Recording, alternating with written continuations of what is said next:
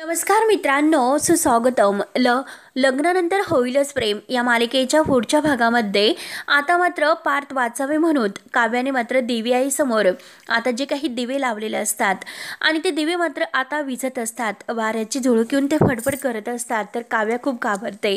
काव्या म्हणते की दिवी आई तू काय करतेस? अगं पार्थ देशमुख वाचावे म्हणून मी तुझ्याकडे अगदी प्रार्थना करते, हे दिवे लावते आणि तू हे काय करते? एक नवीन वादळ तू का आणतेस? म्हणून आता म्हणजे काव्य अगदी कासावीस होऊन प्रत्येक दिवा अगदी विझू नये म्हणून प्रयत्न करत असते. आणि तेवढ्यात मात्र आता काव्याच्या हातात जे काही ताट असते ते ताटातील एक दिवा खाली पडतो आणि तो फुटला जातो.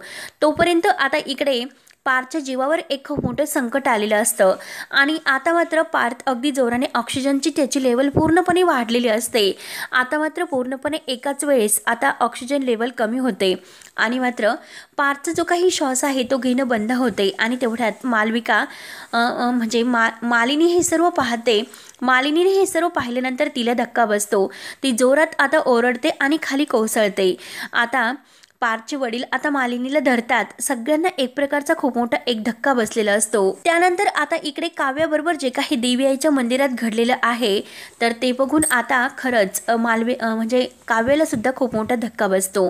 नंदिनी पार्थ जवळ येते आणि म्हणते की पार्थ उठा प्लीज, पार्थ डोळे उघडा. आता नंदिनी खूप रडत असते आणि पार्थ उठा, हो पार्थ उठा, डोळे उघडा. आणि त्यानंतर आता इकडे काव्या पुन्हा देवी आईला आपली जी काही सत्व परीक्षा आहे तर ती देते. आणि शेवटी मित्रांनो आता पार्थचा जीव वाचणार असतो, पार्थ डोळे उघडणार असतो. देवी आईचा एक खूप मोठा चमत्कार आता होणार असतो. तेव्हा मित्रांनो पुढे काय होईल हे बघण्यासाठी आपल्या चॅनलला लगेच सबस्क्राईब करत राहा. धन्यवाद.